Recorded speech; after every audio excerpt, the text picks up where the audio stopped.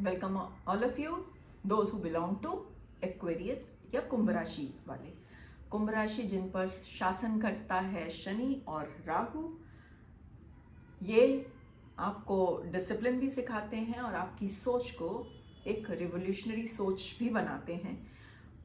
कुंभ राशि वाले अक्सर फ्यूचर के बारे में सोचते हैं, लेकिन फरवरी का महीना आपके पास्ट के कुछ अनफिनिश्ड चैप्टर्स भी आपके सामने लेकर आने वाला है। तो आप सभी का स्वागत है tarot and stars with Rohini पर।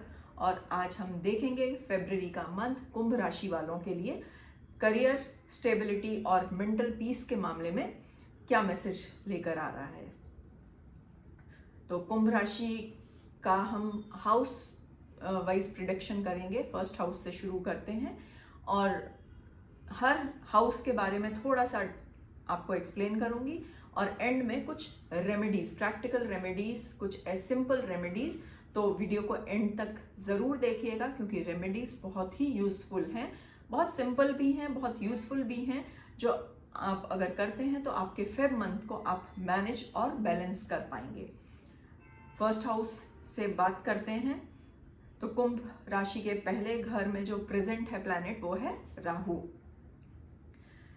फरवरी में राहु आपके फर्स्ट हाउस में है। फर्स्ट हाउस में राहु के होने का मतलब क्या है? दिमाग बहुत तेज चलेगा, नए नए आइडियाज आपको आएंगे, लेकिन क्योंकि नए आइडियाज आ रहे हैं, दिमाग बहुत तेज चल रहा है, तो थोड़ा सा रेस्टलेसनेस हो सकती है। आपको लग सकता है मुझे भी कुछ करना है, पर क्लियर डायरेक्शन आपको नहीं मिल रहे हैं। ये राहु के इफेक्ट है, इसमें घबराने की कोई जरूरत नहीं है। ये राहु के इफेक्ट है। राहु आपको बड़ा सोचना सिखाते हैं, लेकिन जब आप बड़ा सोचते हैं तो ओवर थिंकिंग भी होती है। तो इस मंथ में आप इम्पल्सिव डिसीजन से बचें। आपकी जो भी एनर्जी है उसको प्रॉपर चैनलाइज कीजिए। अगर आप अपनी एनर्जीज को चैनलाइज करते हैं तो ओवर थिंकिंग, रेस्टलेसनेस, इन सारी चीजों से आप बच सकते हो। सेकेंड हाउस है मनी, फैमिली और स्पीच का। अब इस पर्टिकुलर हाउस में पाइसेस में शनि का एस्पेक्ट है, शनि की दृष्टि है। जो शनि की नजर है उसका क्या इंडिकेट करती है कि पैसा आएगा, पर थोड़ा स्लो आएगा, स्टेबल आएगा। ऊपर नीचे पैसे का नहीं होने वाला, एक स्टेबल स्लो इनकम आती रहेगी। फैमिली की तरफ रिस्पॉन्सिबिलिटीज थोड़ी सी बढ़ सकती हैं। आपकी स्पीच थोड़ी सी सीरियस हो जाएगी। आप कम बोलेंगे, लेकिन जो भी बोलेंगे वो बहुत ही वेट कैरी करेगा, उस आपकी बातों में वजन होगा। लेकिन इस मंथ में फाइनेंशियल डिसिप्लिन जरूरी है। बिना सोचे समझे खर्चे ना करें, बिना सोचे समझे इन्वेस्टमेंट मत करें, क्योंकि ये आपको आगे प्रॉब्लम में डाल सकते हैं। नेक्स्ट हाउस, थर्ड हाउस है, वो आपके एफर्ट्स और कम्युनिकेशन का हाउस है और इसमें एरीज और मार्स का इन्फ्लुएंस है। ये पर्टिकुलर हाउस फेब में बहुत ही एक्टिव रहेगा। एक्टिव रहने से मतलब है काम से रिलेटेड आपके ट्रैवल्स हो सकते हैं, आपके कॉल्स, मीटिंग्स, पेपर वर्क, ये सारी चीजें बढ़ सकती हैं। आपको हो सकता है चीजों में इनिशिएटिव लेना पड़े। और मार्स का जब इन्फ्लुएंस है तो ये क्लियरली कहता है कि आपको मेहनत करनी पड़ेगी। मार्स मेहनत करवाता है। तो और मार्स जब होता है तो ये आपको शॉर्टकट के ऑप्शन नहीं देता कि कोई काम किसी और तरीके से, शॉर्टकट तरीके से हो जाए, ये ऑप्शन आपको नहीं मिलता है। आपके सिबलिंग अगर हैं तो सिबलिंग के साथ या क्लोज कलीग के साथ कोई इंपॉर्टेंट डिस्कशन आपका हो सकता है।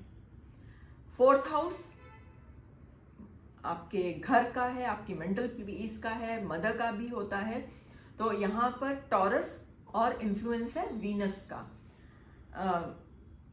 मन घर और कंफर्ट की तरफ जाएगा, लेकिन इनर पीस पूरी तरह से सेटल नहीं होने वाली है। पहले भी दूसरा हाउस भी आपको कह रहा था कि रेस्टलेसनेस हो सकती है। यहाँ पर भी वही चीज है, इनर पीस आपको पूरी तरह से नहीं मिलेगी। आपको लग सकता है कि सारी चीजें ठीक हैं, सब कुछ अच्छा चल रहा है, फिर भी अंदर कहीं शांति, इनर पीस, मन थोड़ा सा अशांत रह सकता है। यहां पर आपको इमोशनल बैलेंस करना जरूरी है। घर के मामलों में थोड़ा सा कामली चीजों के साथ डील करिएगा, थोड़ी शांति बनाए रखिएगा।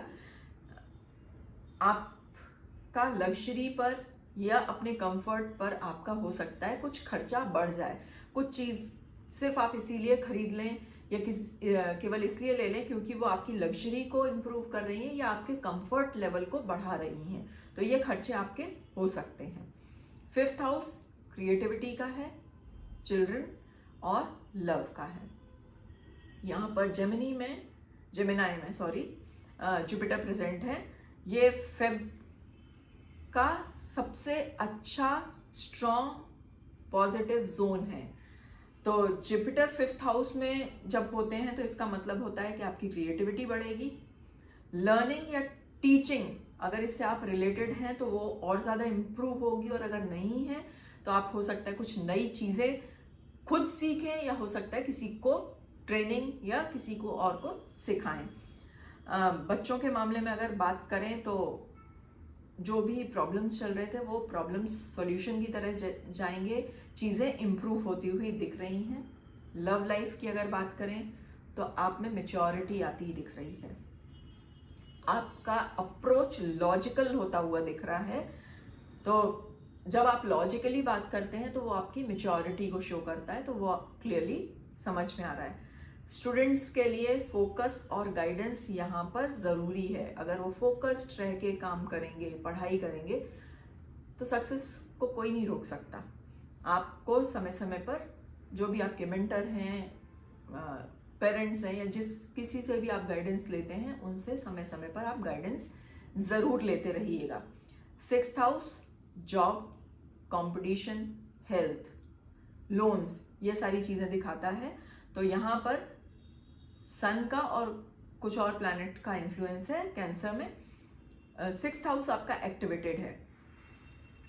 एक्टिवेटेड का मतलब है कि जॉब का प्रेशर बढ़ेगा, काम का प्रेशर बढ़ेगा, रिस्पॉन्सिबिलिटीज ज़्यादा होने वाली हैं, कंपटीशन आपका स्ट्रांग रहने वाला है, लेकिन सबसे अच्छी बात आप इन सारी चीज़ों को बहुत अच्छे से हैंडल कर लोगे।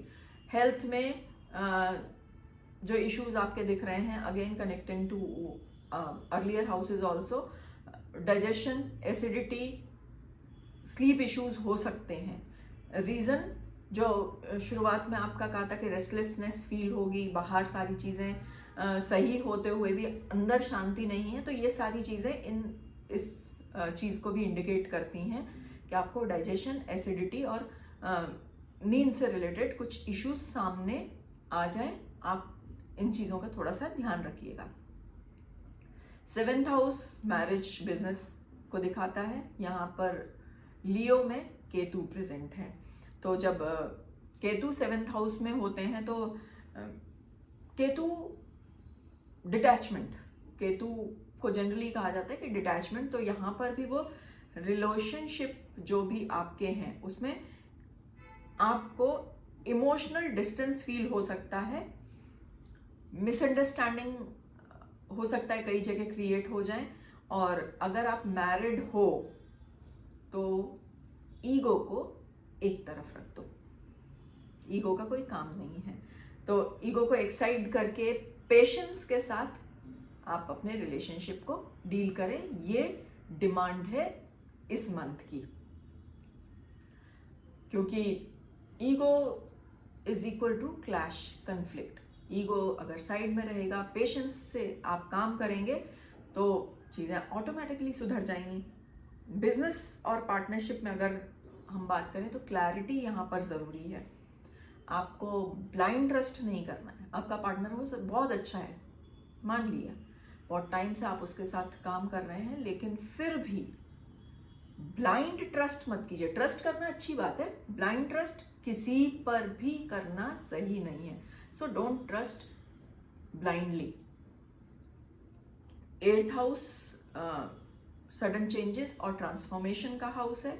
इस हाउस का क्लियर मैसेज जो है, हिडन इश्यूज उभर के आ सकते हैं, सरफेस हो सकते हैं। अचानक आपको किसी चीज़ का रियलाइजेशन हो जाए, या फिर कोई डॉक्यूमेंट रिलेटेड काम, इंश्योरेंस, टैक्स, ऑडिट, इन सारी चीज़ों में कुछ डेवलपमेंट्स हो सकते हैं। ट्रांसफॉर्मेशन होगा पर स्लो होगा, लेकिन जो भी ट्रांसफॉर्मेशन आपके अंदर हो रहा है वो लॉन्ग लास्टिंग है।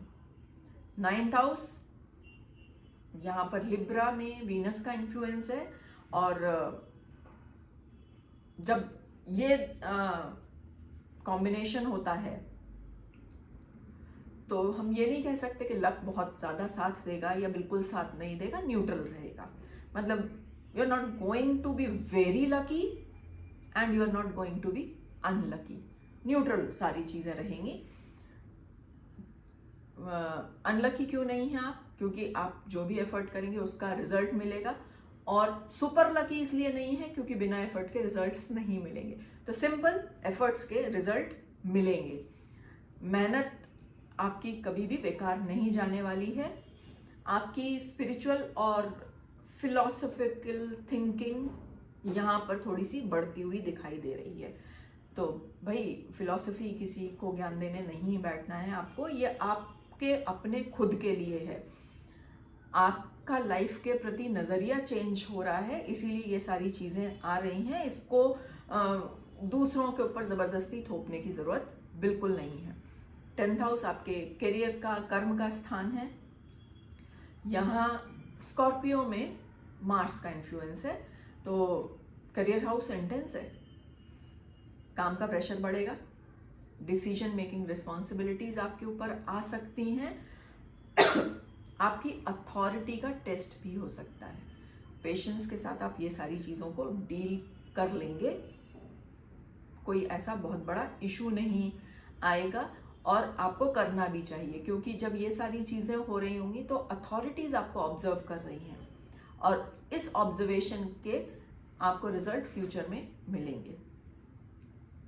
यहाँ पर आप ये नहीं कह सकते हैं कि अथॉरिटीज ऑब्जर्व कर रही हैं तो आपको प्रमोशन इस मंथ में मिलने वाला है। प्रमोशन इस मंथ में नहीं मिलेगा, लेकिन जो सारी चीजें चल रही हैं, अथॉरिटी का टेस्ट हो रहा है, या काम का प्रेशर बढ़ रहा है, या रिस्पॉन्सिबिलिटीज आपको मिल रही हैं, ये आगे के प्रमोशन के लिए कहीं ना कहीं एक इनपुट का काम कर रही हैं। तो यहाँ पर फाउंडेशन आपका आगे के लिए स्ट्रांग होने वाला है। 11th हाउस आपके गेन्स का, नेटवर्क का रहता है। यहाँ पर जुपिटर का एस्पेक्ट है सेजिटेरियस में, तो पुराने कॉन्टैक्ट्स, सीनियर्स, इन सबका सपोर्ट आपको मिलने वाला है। गेन्स आपके थोड़ा स्लो हैं पर रेगुलर है, कोई रुकावट उसमें नहीं है। आपके जो भी नेटवर्क आपने अभी तक स्टैब्लिश किए थे उनसे आपको फायदा मिलेगा। एक चीज और हो सकती है कि अचानक से कोई अपॉर्चुनिटी आपके सामने आ जाए। ये अपॉर्चुनिटी फ्यूचर के लिए आपके लिए हेल्पफुल रहने वाली है। 12th हाउस की बात करें तो ये है एक्सपेंसेस का, और ये हाउस रिलेटेड होता है फॉरेन से। यहाँ पर कैप्रिकॉन है, और यहाँ पर सन, मरकरी और वीनस, इन सब का इन्फ्लुएंस है। सारे के सारे यहाँ पर इन्फ्लुएंस दे रहे हैं। तो एक्सपेंसेस बढ़ने वाले हैं, आपकी ट्रैवल होगी, आपके हेल्थ रिलेटेड या डॉक्यूमेंटेशन रिलेटेड एक्सपेंसेस हो सकते हैं। तो हेल्थ का पहले भी था कि कुछ restlessness, digestive stress, sleep issue, ये सारे रहने वाले हैं। तो अगर आप वहाँ पर ध्यान रख लेते हैं तो यहाँ पर एक्सपेंसेस को आप कंट्रोल कर सकते हैं। ट्रैवल आपकी होगी, जो भी ट्रैवल होगी वो बेनिफिशियल होगी। आज खर्चा हो रहा है उस ट्रैवल में, लेकिन फ्यूचर के लिए ये ट्रैवल पे किया गया एक्सपेंस बेनिफिशियल होगा। यहाँ खर्चा जो भी आप करेंगे वो कोई भी खर्चा वेस्ट नहीं होने वाला है। Foreign connection, online work, MNC related काम, ये सारी चीज़ें आपको बेनिफिट दे सकती हैं। रेमेडीज जो मैंने कहा था कि सिंपल बट बेनिफिशियल रेमेडीज हैं। हनुमान चालीसा हमेशा ही फायदा देती है। रोज कर सकते हैं रोज करिए, नहीं कर सकते हैं रोज तो सैटरडे को जरूर करिए। राहु के लिए आप सिंपल घर में कपूर जलाइए। शाम को आरती करते हैं, उसके साथ उसमें साथ में कपूर भी जला दीजिए। आपके स्लीप रेस्टलेसनेस, स्लीप इश्यूज को डील करने के लिए मेडिटेशन या प्राणायाम आपके लिए बेनिफिशियल रहने वाला है। और अगर कर सकें तो काली तिल का या काले चने का दान आप कर सकते हैं। तो ये सिंपल रेमेडीज हैं। तो ये फेब मंथ से डरने की जरूरत नहीं है कुंभ राशि वालों को। ये आपसे पेशेंस और क्लैरिटी ये चीज डिमांड कर रहा है। ये मंथ जो डिले हो रहा है उसका मतलब ये नहीं है कि वो चीजें आपको मिलेंगी नहीं, वो डिले है, डिनायल नहीं है, चीजें आपको मिलेंगी। ये थोड़ा सा प्रिपरेशन फेज चल रहा है। अगर आप थोड़े से काम रहकर डिसीजन लेंगे तो मार्च से रिजल्ट आपको क्लियरली चीजों के दिखने शुरू हो जाएंगे।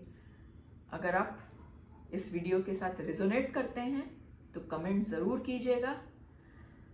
आपके कमेंट्स से मोटिवेशन भी मिलता है और किस तरह से एक्सप्लेनेशन को और क्लियर किया जाए वो सपोर्ट भी मिलता है। तो please do comment, stay balanced, stay protected. मिलते हैं नेक्स्ट वीडियो में। Bye bye and thank you.